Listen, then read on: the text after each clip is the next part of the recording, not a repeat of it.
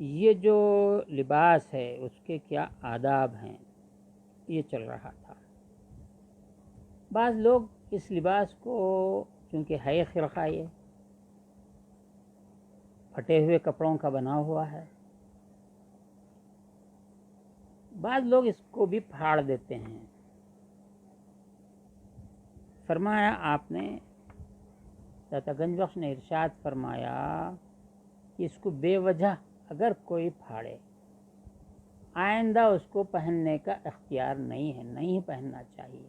ہاں اگر تنگ ہو گیا ہے، پہننے میں اس کو تکلیف ہوتی ہے تو وہ دوسرا بنا سکتا ہے، یا اس کو پھر پھاڑ کے سی کے دوبارہ بڑا کر سکتا ہے۔ اور دوسری بات یہ بھی فرمائی کہ یہ جو لباس ہے، جو مقامات ہیں اس کے درویشی کے جو مقامات ہیں، ایک مقام سے دوسرے مقام پر اس کو ترقی ہوتی ہے تو وہ مقام کے بدلنے سے لباس کو بھی تبدیل کر سکتا ہے، لیکن فرمایا کہ یہ مرقع ایسا ہے کہ ہر مقام کے لیے یہ ساتھ دیتا ہے، اس کے لیے اس مقام کو بھی وہ زیبا ہے، زیب دیتا ہے۔ فرماتے ہیں مر شکر وجدان، جو وجدان ہے اس کا شکر ہے، مقام رہا اس وجدان کے مقام کے لیے وہ جامہ دیگر اور دوسرے لباس یک مقام دیگر مقامات ہے، اس کا جو لباس ہے مرقع لباس جامع مرقع ان سب کا جامع ہے، چاہے آپ کسی منزل میں پہنچ جائیں۔ مر کل مقامات طریقت را، لیکن مقامات کے تمام اور طریقت کے تمام مقامات کو وہ فخر و صفوت را، فخر کے لیے صفوت کے لیے، فخر کی تعریف گزر گئی، صفوت کی تعریف گزر گئی، و بیرون آمدن از ان جملے، اور ان تمام سے باہر آنے کے لیے تبرع کردن، تبرع بود جدا کرنا، یہ جدا ہوتا ہے از ہمیں ہر چیز سے، وہ ہر چند کہ ان نہ جائے ان مسئلے بودے آس، یہ جو بات ابھی کہی گئی ہے اس سے تبرع کرنا، جدا ہونا، یہ اس جگہ یہ بیان کرنے کا مسئلہ نہیں ہے، یہ مقام نہیں ہے کہ اندر باب خرق و کشف و حجاب باب السماء نہیں باعث، اس کو میں باب خرق کشف حجاب باب سما میں اس کو بیان کروں گا۔ ان جو اشارتی کردہ میں نے یہاں پر ایک اشارہ کیا ہے، بدان مقدار اس قدر کہ ان لطیفے فرو نشود، کہ یہ لطیفہ یہ نقطہ چھوٹ نہ جائے، و بجائے گاہ خود ان حکم را تفصیل دہام انشاءاللہ العظیم، میں کسی اور جگہ پر اس حکم کی میں تفصیل بیان کروں گا۔ نیز گفتین، اور یہ بھی کہا گیا ہے کہ پوشانند مرقع، پوشانند مرقع را، جو مرقع پہناتا ہے، جو گدڑی پہناتا ہے، گدڑی پہنانے والا چندانی سلطانی باید، اس کو اس قدر غلبہ تسلط ہونا چاہیے اندر حقیقت و طریقت، حقیقت اور طریقت میں اس کو کمال حاصل ہونا چاہیے، وہ اس پر کمانڈ ہونا چاہیے، کیسا؟ چون اندر بیگانے نگرات، جب وہ کسی بیگانے پر نظر کرے، جو اندر بیگانے، بیگانے کے اندر، اجنبی کے اندر دیکھے کہ چشم شفقت، شفقت کی نگاہ سے آشنا گردد، وہ آشنا ہو جائے، اس کی ایک نظر میں وہ آشنا ہو جائے، بیگانہ نہ رہے۔ دیار آذربائیجان، جو آذربائیجان ہے آج، وہ زمانے میں آذربائیجان تھا، دیار آذربائیجان مرقع داری دو سے دیدم، آذربائیجان میں نے مرقع پہننے والے، گدڑی پہننے والے 2-3 لوگوں کو دیکھا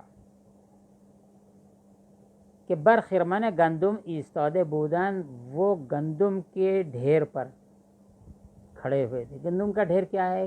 کھیت میں جب گندم یا اناج جو کاٹا جاتا ہے تو پہلے اس کا ایک خرمن کہتے ہیں اس کا، جو ہمارے پاس تو جو ہے اس کو ڈھیر کہتے ہیں، اناج کا ڈھیر، بہت بڑا ڈھیر ہوتا ہے۔ تو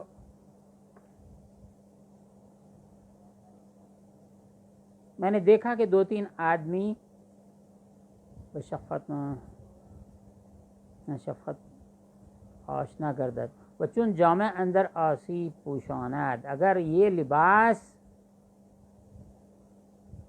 کسی گناہگار کو پہنا دیں، یہ گناہگار کو پہنا دیں، از اولیاء گردد، اولیاء میں سے ہو جائے۔ یہ مرخع اجنبی کی پہ شفقت سے دیکھیں اور اس کو مرخع پہنا دیں، گناہگار کو پہنا دیں تو وہ اولیاء میں سے ہو جائے۔ وقتی کہ من با شیخ خود می رفتم، ایک وقت میں اپنے شیخ کے ساتھ جا رہا تھا، اندر دیار آذربائیجان، میں ایک لائن چھوٹ گئی تھی پڑھتے وقت۔ آذربائیجان کے علاقے میں نے دیکھا مرخع داری، مرخع پہنے ہوئے لوگ، 2-3 آدمی میں نے دیکھے کہ بر خرمن گندم ایستاده بودن، وہ گندم کے ڈھیر پر کھڑے ہوئے تھے۔ وہ دامنہائے مرخع پیش کر دے، مرخع کا، وہ جبے کا، وہ ٹکڑے والے لباس کا دامن آگے بڑھائے ہوئے تھے۔ تا آن مرد بازرگر چیزی اندران افغانت، تاکہ وہ بازرگر یعنی کسان، بذر کہتے ہیں بیج کو، زمین میں دانہ ڈالنے والا، بیج بونے والا، ایک کسان کے لیے کشاورز بھی آتا ہے، اور یہ بازرگر۔ تو وہاں ٹھہرے تھے یہ 2-3 مرخع پہنے ہوئے لوگ، تاکہ کچھ ان کے جھولی میں، دامن میں ڈال دیں۔ مرخع دامنہائے مرخع پیش کر دیتا آن مرد بازرگر چیزی اندران افغانت۔ شیخ بدن التفات کر، شیخ نے اس کی جانب دیکھا، برخواند اور پڑھا۔ کون شیخ؟ حضرت جنید بغدادی ہیں۔ دیکھا، برخواند اولئک الذین اشتروا الضلالۃ بالہدی فما ربحت تجارتهم وما كانوا مہتدین، یہ آیت پڑھی۔ وہ لوگ ہدایت کے بدلے ضلالت خریدتے ہیں، اور یہ ان کا نقصان کا سودا ہے، اور یہ ہدایت یافتہ نہیں ہے۔ گفتم، حضرت شیخ فرماتے ہیں، گفتم میں نے کہا، ایھا الشیخ، اے شیخ، ایشان بچے بھی حرمتی بدن مبتلا شدے ہیں، یہ لوگ کس بے حرمتی کی وجہ سے، کس غلطی کی وجہ سے اس بلا میں مبتلا ہوئے ہیں؟ جو مانگ رہے تھے اس کو بلا کہہ رہے ہیں، اس میں مبتلا ہوئے ہیں۔ وہ برسر خلائق فضیحت شدن، اور مخلوق کے درمیان ان کی رسوائی ہو گئی ہے، فضیحت ہو گئی ہے۔ گفت پیران ایشان را، گفت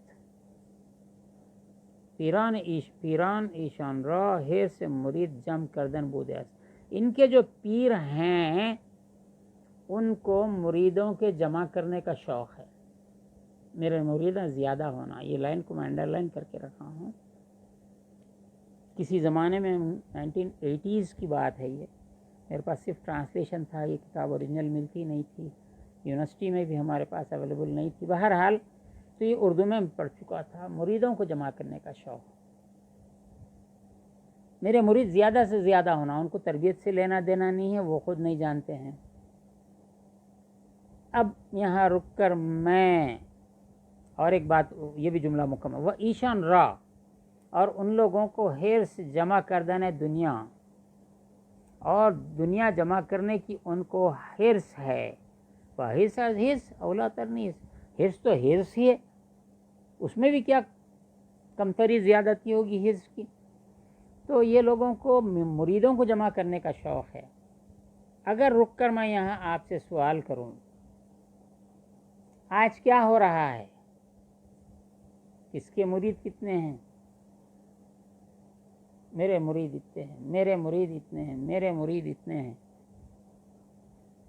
میں یہاں اور ایک بات میں کرنا چاہتا ہوں، یہ 1000 سال پہلے کی بیماری تھی، آج ایک اور بیماری ہے ہمارے پاس۔ مریدوں کو، پیروں کو جمع کرنے کا شوق ہے، ایک کا مرید ہوتا پھر دوسرے کا، تیسرے کا، چوتھے کا، پانچویں کا، چھٹے کا، ساتویں کا، اتنے ہوتے، اور ہر ایک سے خلافت۔ ایک صاحب ہیں جن سے جو ہمارا بھی بہت محبت ادب سے ملتے ہیں اور اچھے خاندان کے ہیں، بزرگوں کے اولاد ہے، لیکن ان کو یہ مرض لاحق ہو گیا ہے، انہوں نے 31,000 خلافتیں جمع کی ہیں۔ کیا کرتے؟ سلطان المشائخ نظام الدین اولیاء محبوب الہی کی مجلس چل رہی تھی اور امیر علاء سجزی رحمۃ اللہ تعالی علیہ مجلس میں داخل ہوئے۔ چونکہ مجلس کا وہ جو حال تھا محبوب الہی کا بھر چکا تھا، اور دروازے میں ان کو جگہ ملی جہاں پہ جوتے چھوڑتے ہیں، چپلیں چھوڑتے ہیں۔ بہرکیف امیر علاء سجزی وہاں بیٹھ گئے، اور جو دروازہ تھا، لکڑی کا دروازہ، ہوا، زوردار ہوا چل رہی تھی جس سے دروازہ بھڑ بھڑ بھڑ بھڑ مار لے رہا تھا۔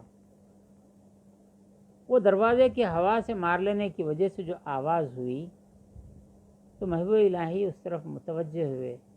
امیر علاء سجزی وہ دروازے کو پکڑ کے بیٹھ گئے۔ دیکھ لیا آپ نے کہ امیر علاء سجزی دروازے کو چوکھٹ پہ بیٹھ کے دروازے کو پکڑ لیے ہیں۔ عرض کیا کہ من در را محکم گرفت، من در را گرفتم، میں نے اس کو پکڑ لیا ہے، اس دروازے کو، اس پٹ کو میں نے پکڑ لیا ہے۔ محبوب الہی سے عرض کی تو محبوب الہی نے فرمایا محکم گرفتی، تم نے بہت مضبوط پکڑا ہے۔ اس کے آگے فرمایا ایک در گیرید و محکم گیرید، ایک دروازہ پکڑو، ایک چوکھٹ پکڑو اور محکم پکڑو۔ آج نہ مریدوں کا پیٹ بھر رہا، پیراں ہوتے ہیں جانا بول رہے ہیں، پیروں کا بھی پیٹ نہیں بھر رہا، مریداں بھی ہوتے جانا بول رہے ہیں۔ یہ مرض ہے۔ ایک میرا ذاتی واقعہ سناتا ہوں، یہ 1993-94 کی بات ہے۔ مجھے ایک ناحق کیس میں پھنسا دیا گیا۔ وہ ایک کسی گھریلو جھگڑے سے متعلق تھا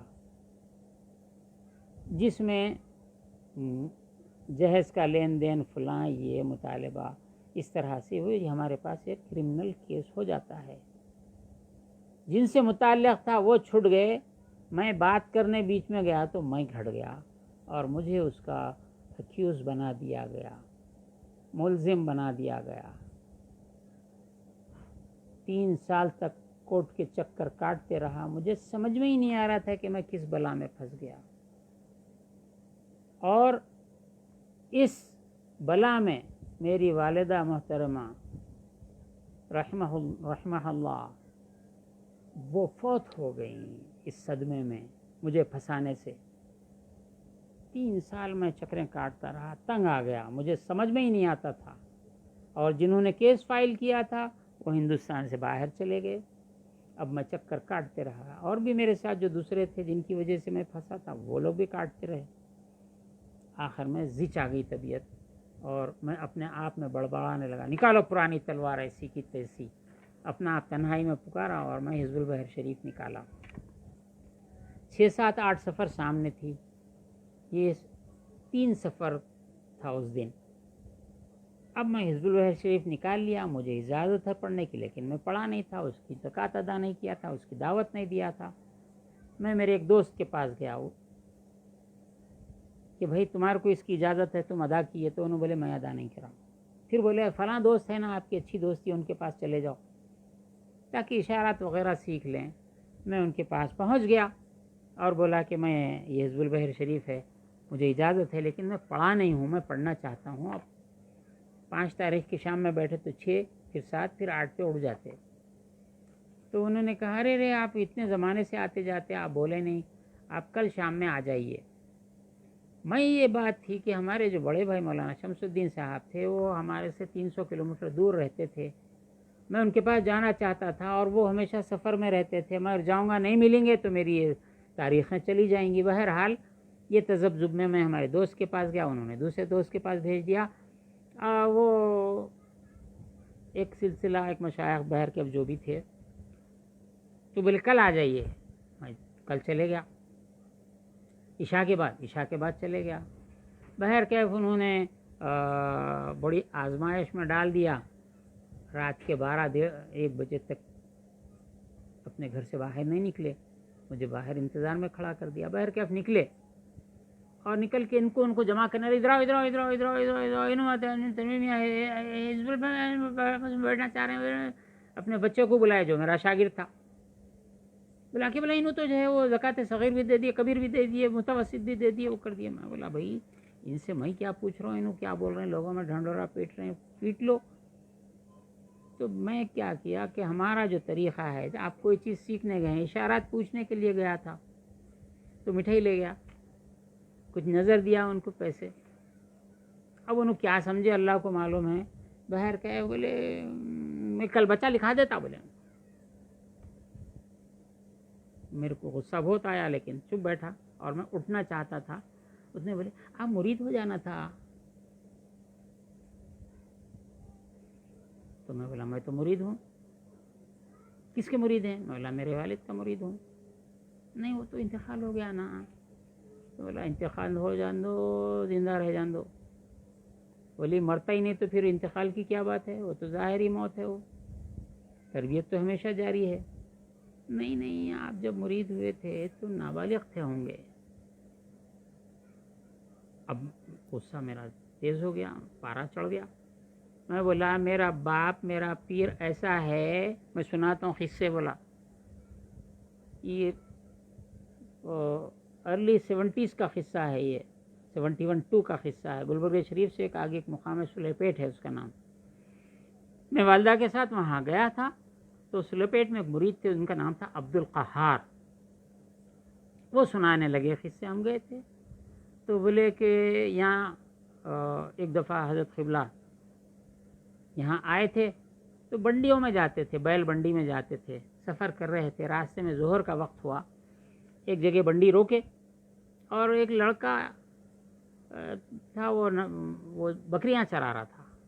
اس کو بلائے, ادھر آ, بولے ذرا پانی لا وضو کے واسطے. یہ قصہ سنا رہا ہوں وہ صاحب کو جو مرید ہونا بول رہے تھے. تو بچہ پانی لایا, وضو کرے, نماز پڑھے. اس کے بعد اس کو تو بھی آ ادھر, تو وضو کر. بچہ چھوٹا تھا, ہنس رہا, ہونے کیا کر رہے ہیں, بیٹھ تیرے کو مرید کر رہا ہوں. بولے میں تم مرید ہو جاؤ. تو 10-12 سال کا بچہ تھا, بکریاں چراتا تھا, مرید کر دیے. اس کے بعد بنڈی چلے گئی.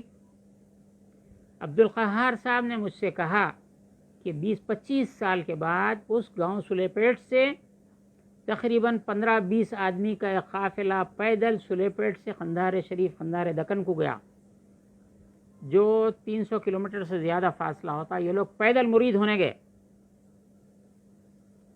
سب لوگوں کو مرید کیا, لیکن وہ بچہ جو جنگل میں مرید ہوا تھا, جس کی عمر 11-12 سال تھی, اب اس کی عمر 28-30 سال تھی.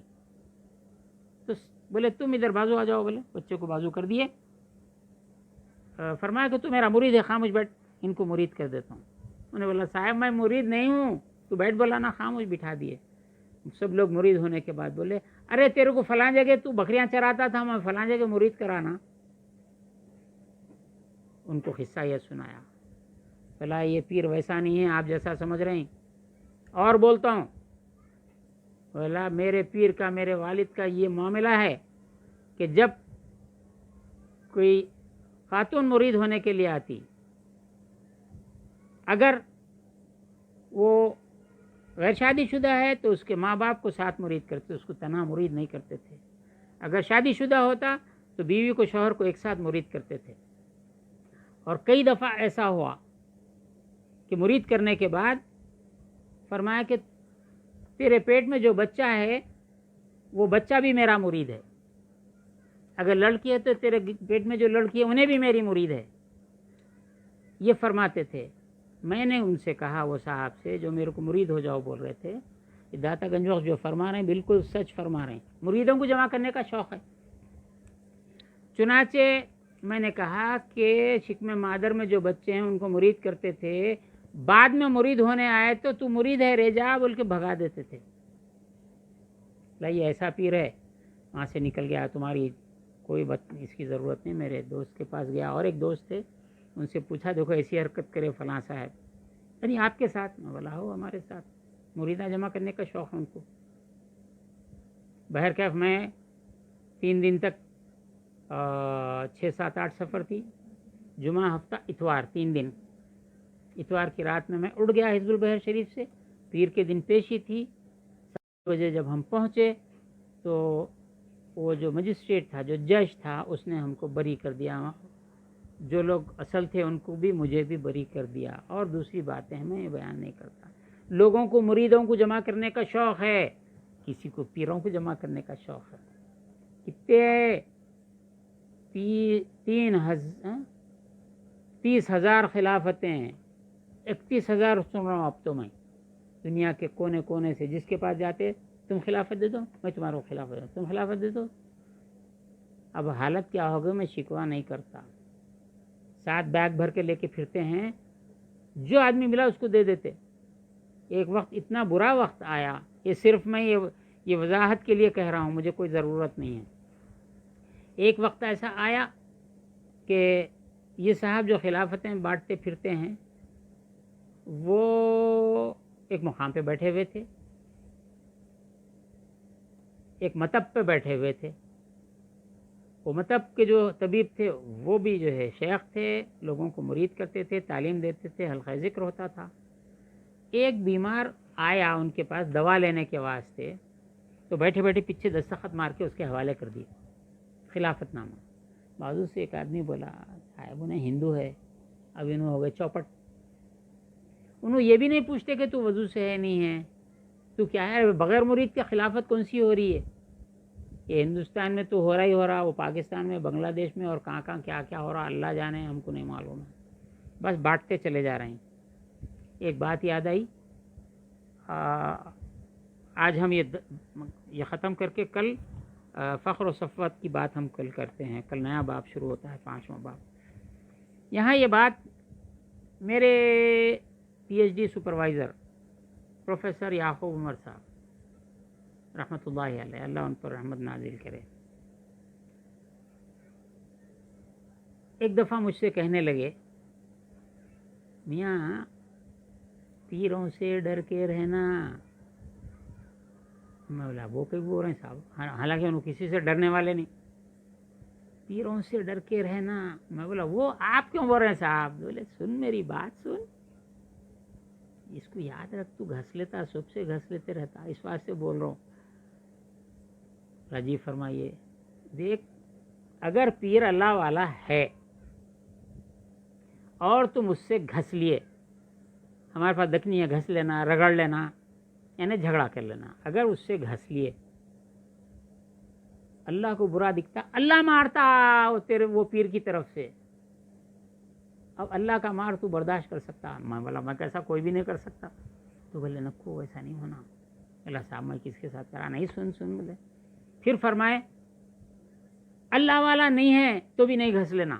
بولا اس میں کیا بات ہے، اللہ والا نہیں تو گھس لینا؟ ارے ہاؤ رے، اللہ والا رہا تو اللہ مارتا، اللہ والا نہیں ہے پھر تو اس کے مریداں مارتے۔ تو مریداں یہ ہے، مریدوں کو جمع کرنے کا شوق۔ فرما رہے ہیں کہ لوگوں کو مرید جمع کرنے کا شوق ہوتا ہے، بس ادھر سے بھی ہو جاؤ، کہاں ہے، ارے بھائی مرید ہونا چاہ رہے ہیں بول کے سب بولتے، جب بٹھا کے مرید کر دے رہے ہیں، اب کیا بولیں گے؟ میری مریدی کا تو قصہ بتا دیا، میں مرید ہوا تو کتنی مصیبتیں ہیں۔ نواب میر عثمان علی خان 7 نظام کا جس دن انتقال ہوا، اس دن میں روزے سے تھا، ٹرین میں تھا، گرما تھا میں کا، اس میں روزہ رہا، پھر پہنچا، بتلایا تفصیل۔ تب بھی میرے کو مرید کرنے کے لیے الٹی بحث کرنے لگے، اولاد بچہ اپنے بیٹے کو مرید کرنے کے واسطے، بڑے بھائی کی خلافت کے وقت کیوں تیرے کو خلافت کی کیا ضرورت ہے، پوری محفل بیٹھی ہوئی ہے، کیوں خلافت کئی کے واسطے چاہیے؟ گھنٹے سے 1.5 گھنٹہ، پونے 2 گھنٹے بولتے رہے، بول تو تیرے کو خلافت نہیں دے تو میرا بیٹا ہے نہیں بولتے کوئی بھی، بڑی عاجزی، لوگوں پیر پڑنے لگے، وہ کرنے لگے، اس کے بعد راضی ہوئے. یہاں تو کیا ہے، ارے کوئی مسجد کے دروازے پہ چورستے پہ ٹھہر کے روٹیاں نہیں بانٹا ہوں گا ویسا خلافتاں بانٹ رہے ہیں. مرید ہونا چاہتے، بیٹھ جاؤ، ہو گیا مرید. ارے وضو کر کے آؤ تو بولو کم سے کم نہیں. مریدی کے جو شرائط ہیں، حلق، سر منڈانا لازم، پورے ملفوظات اٹھا کے دیکھو. اگر نہیں ہو سکتا ہے تو اگر عورتیں ہیں، لڑکیاں ہیں، تو ان کے چوٹی کے آخری تھوڑے سے بال، اس کو مخراج رانی کہتے ہیں، اس کو یہ کرنا. مریدی کے شرائط بہت ہیں، پیر ہونے کے شرائط بھی بہت ہیں، لباس کے بھی ہیں، پھر اوقات ہیں، اوراد وظائف ہیں، یہ اب فرماتے ہیں کہ ایشان را ہیر سے جمع کردن دنیا و ہیر سے اولاتر نیز و دعوے بی عامر کردن ہوا پروردن بود. ایسا کرنا جو پیر نہیں ہے اپنے آپ کو پیر بتانا، لوگوں کو جمع کرنا، یہ جو نہیں ہے اس کا دعویٰ کرنا ہے. ہوا پروردن بود، ہوا یعنی خواہشات نفس کی پرورش کرنا ہے، اس کو بڑھانا ہے. ہوا پروردن. یہاں ایک بات اور کر کے میں آگے بڑھتا ہوں، یہ آج چیپٹر ختم کر دیں گے. کل جو بات ہم کر رہے تھے لباس کی، ہر فن کا ایک لباس ہے. وکیل کا لباس ہے، ڈاکٹر کا لباس ہے، آپ کے استاد کا لباس ہے، خطیب کا لباس ہے، جو خطبہ دیتا ہے اس کا لباس ہے، عالم کا لباس ہے، فقیر کا لباس ہے، فوجیوں کا لباس ہے. سب کے لباس الگ الگ ہیں. تاجروں کا لباس ہے. اور یہ جو فنون میں آپ یہ گھوڑ سواری کرنے والے ہیں، مالش کرنے والے ہیں، سب الگ الگ لباس ہیں. اگر کوئی شخص جو وکیل نہیں ہے، وکیل کا جبہ، وکیل کا گون پہن کر چلا جائے وکلا کے مجمع میں یا کورٹ میں داخل ہو جائے، اگر ذری سی بھنک لگ جائے کہ یہ وکیل نہیں ہے، یہ LLB نہیں ہے، LLM نہیں ہے، جوڈیشری کا کوئی امتحان نہیں پاس کرا ہے، اور بولتا میں منصف بھی ہوں بولتا ہے، بھنک لگ جائے تو اس کے جبے کے ساتھ، اس گون کے ساتھ جیل میں ڈال دیا جاتا ہے. دواخانہ کوئی چلا رہا ہے، جعلی ڈاکٹراں بھی رہتے، پین لے کے افران پہن کے بیٹھا، وہ لگ گئی، پولیس اٹھا کے لے کے چلے آتی. ایسی اس کی بیل بھی نہیں ہوتی، اس کی ضمانت نہیں ہوتی. دھوکہ دہی. ابھی یہاں پر حیدرآباد دکن میں ہمارے شہر میں ابھی یہ نیوز آئی تھی، ایک مقام کی ہے، کہاں کی ہے، دلی کی ہے، بمبئی کی ہے، دلی کی ہے. یہ ایک نیوز آئی ایک ہفتہ بھر پہلے کہ کوئی گینگسٹر تھا ایسا، کوئی اونوں کے جو گینگس ہوتے ہیں وہ کورٹ میں جو ہے وہ پیش ہوا. کورٹ میں پیش ہی ہے، جج کے سامنے ٹھہرا ہوا ہے. اس کے مخالف 3 آدمی آئے، گون پہن کے آئے، وکیل کے لباس میں آئے، اور کورٹ ہال کے اندر فائرنگ کر کے اس کو مار ڈالے اور فرار ہو گئے. تو جو اہل نہیں ہیں، جو وکیل نہیں ہے وکیل کا لباس پہنتا ہے، ڈاکٹر نہیں ہے ڈاکٹر کا لباس پہنتا ہے، فقیر نہیں ہے فقیر کا لباس پہنتا ہے، قابل گردن زدہ نہیں ہے، ان کو جیل میں پہنچانا چاہیے، ان کو سزا دینا چاہیے. چونکہ اس دنیا میں ایسا قانون نہیں ہے. دین کے لٹیروں کو سزا دینے کا طریقہ نہیں ہے، لہذا کر رہے ہیں. معاذ اللہ، اللہ کی شان میں گستاخی کر دیتے، رسول اللہ کی شان میں گستاخی کر دے، اولیاء کی شان میں گستاخی کرتے، مومنوں کو ذلیل کرتے، ایمان والوں کو ذلیل کرتے، مگر پھر بھی سرخرو وہی پھرتے رہتے. تو یہ بات ہے، یہ ہوا پروردن بود. از جنید می آید رحمت اللہ علیہ، جنید بغدادی رحمت اللہ تعالی علیہ کے بارے میں یہ بات آئی ہے کہ بے باب التلخ ترسائی بود. ایک بغداد کا یہ محلہ ہوگا، وہاں کا دروازے ہیں، شہر کے دروازے ہوتے، اس کا نام باب التلخ ہے. ایک ترسا یعنی عیسائی، تیرے سین علی چھٹی. ترسا یہ فارسی لفظ ہے، ترسیدن مانے ڈرنا. عیسائی مسیحی فارسی میں نہیں بولتے، ترسا بولتے. ترسا مانے ڈرنے والا. کس سے؟ اللہ سے ڈرنے والا. وہ زمانے میں تھے وہ، تو نام وہی پڑ گیا. ایک عیسائی رہتا تھا باب التلخ پر، جنید بغدادی رضی اللہ عنہ بدید اس کی طرف دیکھا، وہ مسیحی پہ، وہ عیسائی پہ، اس ترسا پہ نظر پڑی، سخت باجمال، بے انتہا خوبصورت تھا وہ عیسائی۔ گفت، انہوں نے کہا، بار خدایا، اے اللہ، ان را درکار من کون، اس شخص کو میرے حوالے کر، میرے کام کا بنا دے،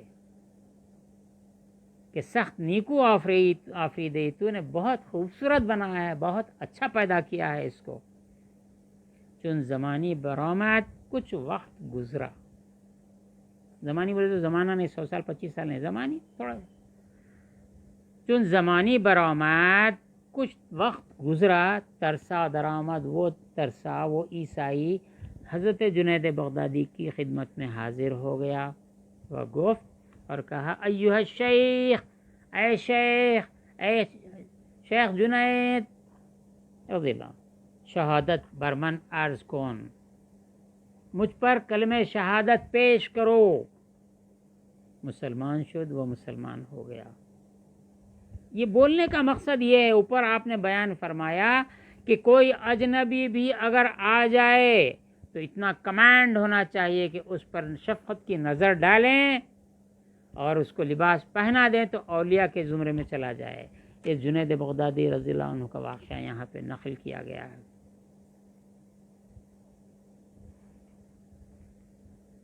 مسلمان شد و یکی از اولیاء شد، اور اولیاء اللہ میں سے ہو گیا۔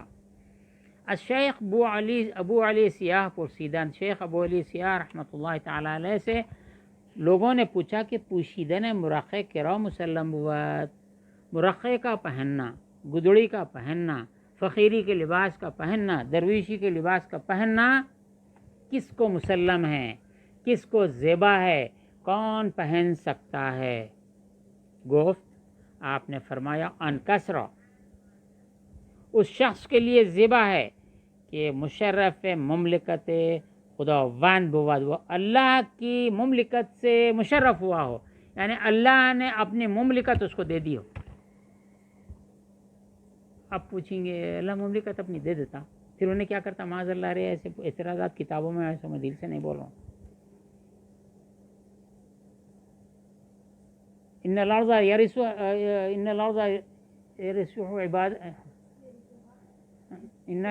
یرثها عبادی الصالحون، میرے بندے اس کے وارث ہیں، اللہ حوالے کر دیتا ہے، مملکت دے دیتا ہے، زمین آسمان میں تصرف دے دیتا ہے، اس کا حکم زمین پہ چلاتا ہے، مٹی پہ چلاتا ہے، ہوا پہ چلاتا ہے، پانی پہ چلاتا ہے، اس کی بات گزر چکی پہلے۔ اس شخص کو یہ لباس زیبا ہے کہ اللہ نے اس کو اپنی مملکت دی ہے، اس کے تصرف میں دی ہے، چنان کے اندر جہان ہی چیز نہ رود، اس طرح کہ دنیا میں کوئی چیز ایسی نہیں ہوتی ہے، از احکام و احکام میں سے، احوال میں سے، اللہ کے اورا آگاہ کنند، کوئی چیز نہیں ہوتی ہے کہ اس کو احوال سے آگاہ نہ کرے، اورا آگاہ کنند اس کو آگاہ کرتی ہے، کوئی چیز ایسی نہیں ہے جو آگاہ نہیں کرتی ہو۔ اس طرح اس کا الٹا ترجمہ اس طرح ہوگا۔ مثلا بہت سے بزرگوں کے بارے میں آیا ہے، حضرت ادھر مت جائیے، ایسا ہو رہا ہے، لوگ روک دیتے ہیں، بعض دفعہ راستے کے پتھر پکار کے کہتے ہیں یہاں ایسا ہے، یہاں ایسا ہے، آپ ادھر سے جائیے۔ سینکڑوں واقعات ہیں، اس کو جمع کرے تو ایک دوسری الگ کتاب ہوتی۔ پس مرقع، پس یہ گدڑی سمت صالحان و علامت نیکان و لباس فقراء و متصوف آس، یہ جو گدڑی ہے یہ صالحوں کے راستے پہ لے جاتی ہے، نیکوں کی علامت ہے، فقیروں کا لباس ہے، صوفیوں کا لباس ہے۔ در حقیقت فخر و صفوت پیش از این سخن رفته است، اس سے پہلے فخر کی اور فقراء کی جو صفت ہے اس کی بھی گفتگو پہلے ہو چکی ہے۔ اگر کسی مر لباس اولیاء را، یہ بہت خطرناک جملہ ہے، یہ بہت خطرناک علامت بتلائی جا رہی ہے۔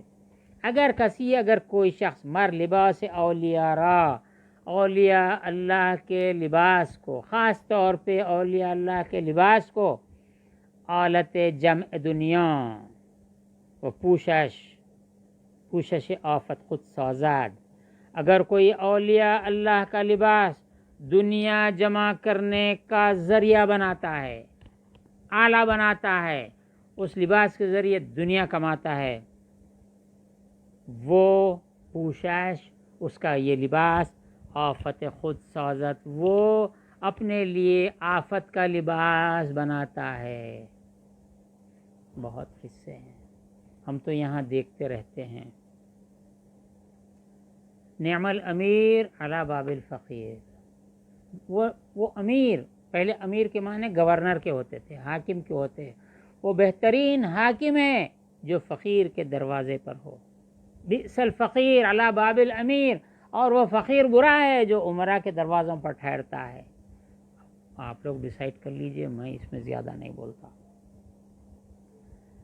مر اہل آن را زیانی بیشتر نباشد، لیکن اس لباس کا جو اہل ہے، اولیاء کے لباس کا اہل ہے، فقراء کے لباس کا اہل ہے، نیکوں کے لباس کا اہل ہے، اس کے لیے کوئی نقصان نہیں ہے۔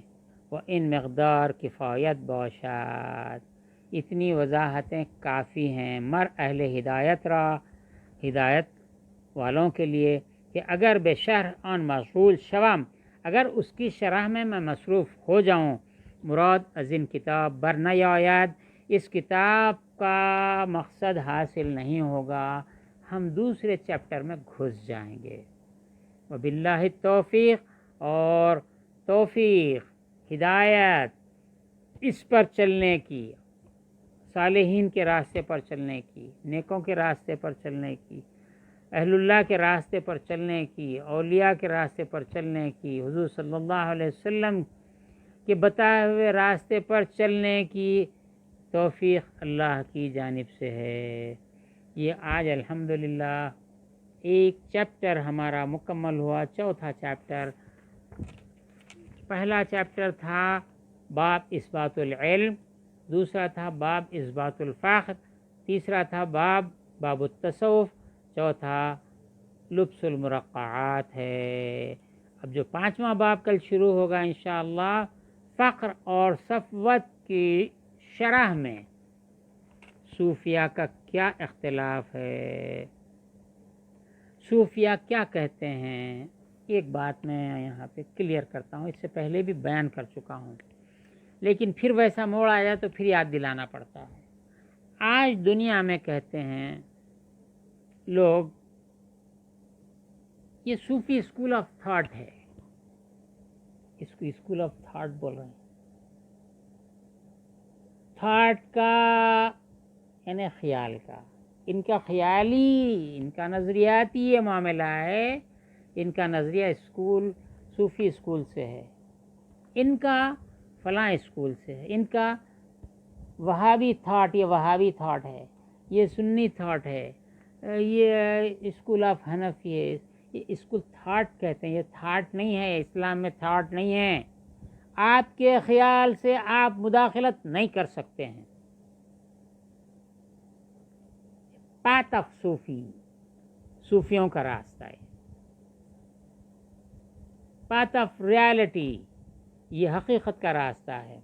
تو یہ یہاں پر اسکول آف تھاٹ، تو یہاں فقراء کے درمیان طریقت میں بھی کئی اسکول ہوئے ہیں، جن کو طریقہ قادریہ، طریقہ چشتیہ، طریقہ نقشبندیہ، طریقہ سہروردیہ، طریقہ شاذلیہ، طریقہ مولویہ، طریقہ کبرویہ، تو یہ راستہ ہے۔ یہ راستہ کیسا ہے؟ الگ الگ ہے کیا یہ راستے؟ نہیں، تربیت کا طریقہ الگ ہے۔ صحراؤں کے رہنے والی جو قومیں ہیں، صحراؤں میں جو زندگی گزارتے ہیں ان کے ممالک صحرائی ممالک ہیں، وہاں کی غذائیں الگ ہوتی ہیں، وہاں کا لباس الگ ہوتا ہے، وہاں کا کلچر الگ ہوتا ہے، وہاں کی تجارت الگ ہوتی ہے، وہاں کی زراعت الگ ہوتی ہے۔ وہاں کے لوگوں کے لیے اللہ نے جن شیوخ کو پیدا کیا ان کے پیشوں کے اعتبار سے، جیسے مکہ مکرمہ ہے، وادی غیر عزیز زرع ہے، زراعت ہی نہیں ہوتی، پھر کیا ہوتا؟ بکریاں پالتے اور جو ہے اونٹ پالتے، ان کا لباس وہ بکریوں کا اون ہوتا، اونٹوں کا اون ہوتا، وہاں کاٹن نہیں ملتا، لہذا لباس صوف کا وہ لوگ پہنتے، کھانا چاول گیہوں میسر نہیں آیا تو باہر سے آتا، لہذا حلال جانوروں کا گوشت وہ لوگ کھاتے، شکار کر کے کھاتے۔ دوسرے ممالک میں اگر چلے جائیں وہاں زراعت بھی ہوتی ہے، بکریاں بھی پالے جاتے ہیں، مویشی پالن جس کو کہتے ہیں، پشو پالن بولتے ہیں ہندوستان میں، پشو پالن بھی کرتے ہیں، زراعت بھی کرتے ہیں۔ بعض علاقے گیہوں کے علاقے ہوتے ہیں تو وہاں گیہوں کے کھانے والے ہیں، گیہوں کا کیسا مزاج ہے اس کے لحاظ سے گندم جسے بھی کہا جاتا ہے، چاول کا علاقہ ہے وہاں کے لوگ ہیں۔ ایسی سرزمین کے لوگ ہیں جہاں نہریں بہتی ہیں، سرد ممالک ہیں، ان کی تربیت کا طریقہ الگ ہوتا ہے، ان کی غذائیں الگ تجویز کی جاتی ہیں۔ پہاڑی علاقے ہیں وہاں کے رہنے والوں کے لیے تربیت الگ کی جاتی ہے۔ چنانچہ دنیا میں جتنی قومیں ہیں اور جہاں جہاں ان کے رہن سہن کا طریقہ ہے اس کے لحاظ سے تربیت کی جاتی ہے۔ کسی کو چلہ کشی بہت ضروری ہوتی ہے تاکہ وہ نفسانیت کو جلائیں۔ بعض اتنے جفاکش ہوتے ہیں کہ ان کو ایک گھڑا پانی لانے کے لیے 5 میل جانا پڑتا ہے۔ جب اتنا جا کے ایک گھڑا پانی لائیں گے تو کیا ہوگا؟ ان کی تربیت کیسا کرتے؟ گھڑا لانے جا رہے ہیں تو رستے تمام ذکر کرنا، کیسا ذکر کرنا، ایسا ذکر کرنا، قدم قدم پہ کرنا، سانس سانس پہ کرنا، اور راستے میں چلتے ہوئے اس طرح سے ذکر کرنا۔ چونکہ فاصلہ طویل ہے ان کو سکھا دیا جاتا ہے طی الارض بولتے، زمین کا لپیٹ دینا، ایسا کرنا، یہ ذکر کرنا، زمین لپیٹی جاتی ہے۔ جو راستہ 2 گھنٹے کا ہے وہ 15 منٹ میں طے ہو جاتا ہے۔ تربیت اس طرح ہوتی ہے۔ تو غذاؤں کا لحاظ رکھنا، عمروں کا لحاظ رکھنا، مزاجوں کا لحاظ رکھنا، گرمی کا مزاج ہے تو الگ تربیت، سردی کا مزاج ہے تو الگ تربیت، اور وہ دموی بولتے خون صفراوی ہے تو یہ تربیتیں الگ الگ ہیں، یہ اسکول آف تھاٹ نہیں ہے، پاتھ آف ٹریننگ بول سکتے آپ، تربیت کا راستہ، تربیت اس ذریعے سے۔ مکہ مکرمہ وادی غیر عزیز زرع، حضور صلی اللہ علیہ وسلم کو اللہ نے وہاں مبعوث کیا جو دنیا کی سب سے سخت جگہ ہے دیکھا جائے تو، انتہائی سخت مزاج لوگ، ذری سی بات پہ نسل در نسل لڑائیاں چلتی رہتی تھیں، انتہائی جفاکش لوگ۔ ان کی تربیت کیسا ہونا؟ جتنی سخت قوم اتنا ہی بلند مرتبہ نبی اللہ نے بھیجا، آخری نبی بھیج دیا۔ جتنے آدم علیہ السلام سے لے کے حضور صلی اللہ علیہ وسلم سے پہلے تک یعنی عیسیٰ علیہ السلام تک جتنی امتیں گزری، ان کے وسوسے الگ، ان کی گمراہی الگ، ان سب سے زیادہ، ان قوموں سے زیادہ سختی ان میں تھی۔ جتنے سخت تھے ویسے ہی اتنے ہی رحمت والے، رحمت للعالمین کو اللہ نے بھیج دیا۔ ان کا علاج بھی ضد ہوا۔ علاج کے 2 طریقے ہیں یونانی طب میں اور دوسرے اس میں بھی ہے کہ ایک علاج بالمثل، گرمی کا گرمی سے علاج کرنا، سردی کا سردی سے علاج کرنا، بخار آ گیا سردی پانی نلا دیتے، ٹھنڈا ہو گیا تو ان کو ٹھنڈی غذا دیتے، گرم ہو گیا گرم غذا دیتے، علاج بالمثل اسی سے ٹھیک کر دیتے۔ اور دوسرا علاج بالضد، سردی ہو گئی گرم دوا دیتے، سردی ہو گئی گرم کھلاتے، گرم پہناتے، گرم اڑاتے، تو علاج بالضد۔ تو مکے کی سرزمین میں جو علاج ہوا وہ علاج بالضد ہوا۔ یہ شدید قسم کے لوگ، بغض، عداوت، کینہ، کپٹ اور ناحق لوگوں کو لوٹنا، مار دینا، خون کرنا، علاج بالضد رحمت للعالمین۔ دیکھیں کہ ہم تو ایسے ہیں، ہم اتنا ستائے لیکن آپ اتنے رحمت والے ہیں۔ وہ بات ایک چھوٹی سی سب مشہور ہے، ہمارے پاس لوگ بیان کرتے ہیں، یہاں پہ غیر مسلم بھی اس کو بیان کرتے ہیں حکایت کو۔ حضور صلی اللہ علیہ وسلم نے روزانہ ایک راستے سے گزرتے تو ایک بڑھیا کچرا جمع کر کے رکھتی تھی، آپ کے اوپر پھینکتی تھی، حضور چلے جاتے تھے، روز کا معمول بن گیا۔ کتنا عرصہ چلتا رہا، وہ عرصے کی تو وہاں پہ مینشن نہیں ہے، لیکن ایک طویل عرصے تک یہ ہوتا رہا۔ ایک دن وہ کچرا پھینکنے والی وہ جو بڑھیا تھی وہاں پر موجود نہیں تھی۔ حضور صلی اللہ علیہ وسلم رک گئے، کیا بات ہو گیا؟ لوگوں سے پوچھے تو بولے بیمار ہو گئی۔ حضور اس کے گھر پہ کھٹکا دیے اور اس کی مزاج پرسی کے لیے چلے گئے۔ پوچھا کیسی ہے؟ اماں کیسی ہے تیری طبیعت؟ کیا ہوا آج کیوں نہیں آئی؟ رونے لگی، میں آپ کو اتنا ستائی اور آپ ایسے رحمت والے ہیں کہ آج میری مزاج پرسی کرتے ہیں۔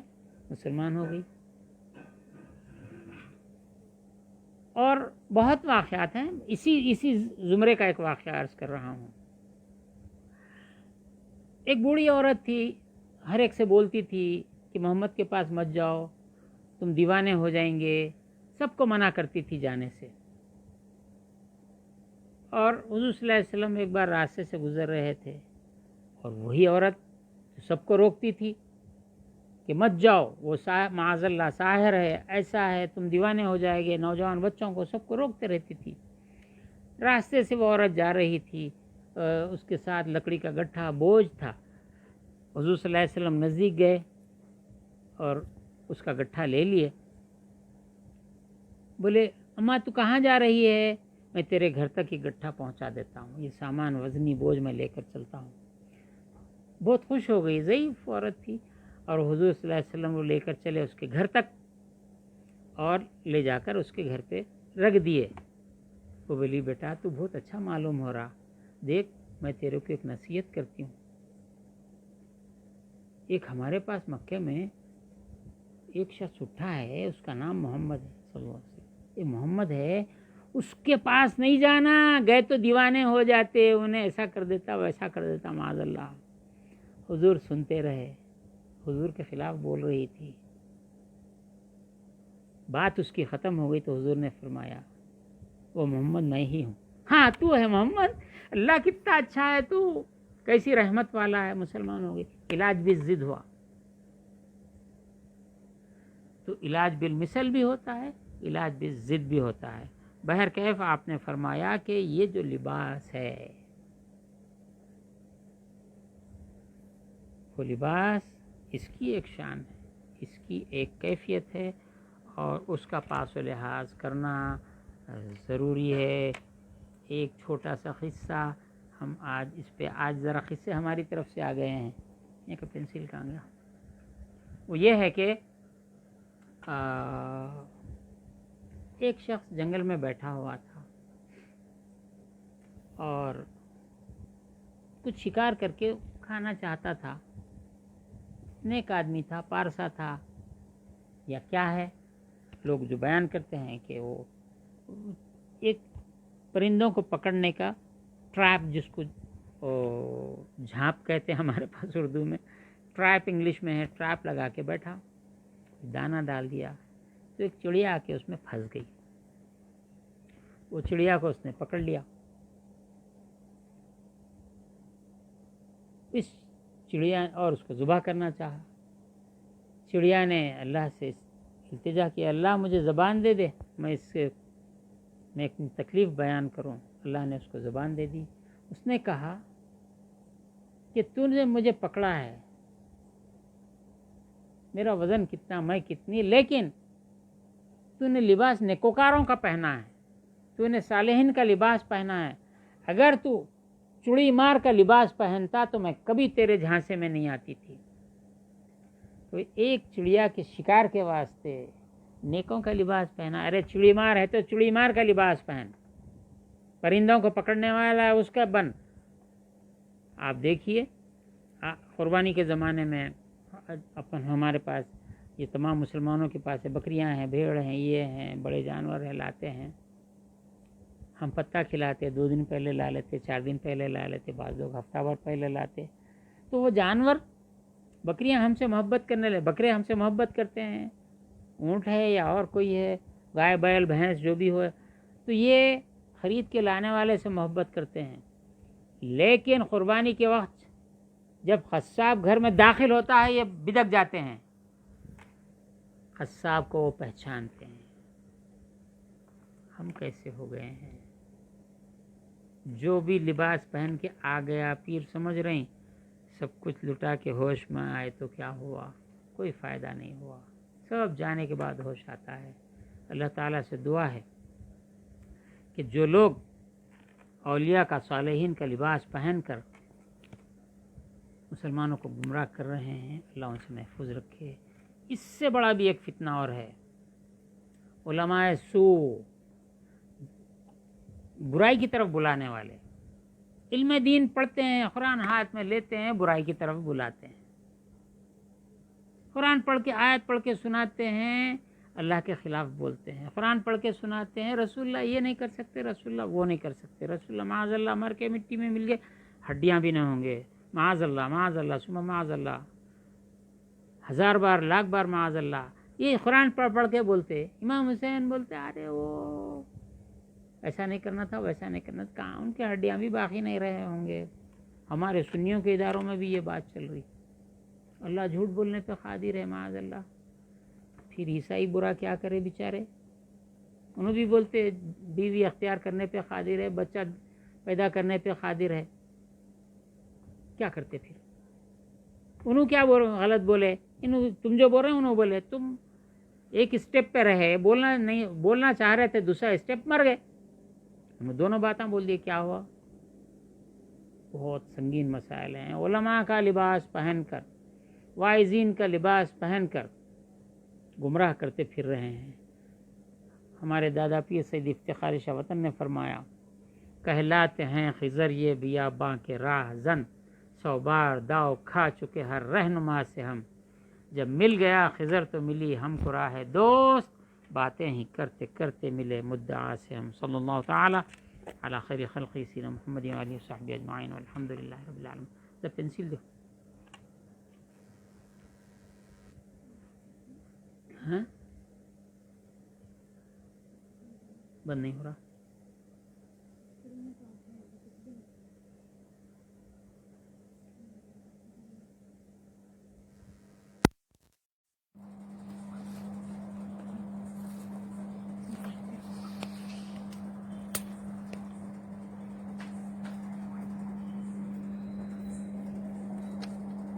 Nadia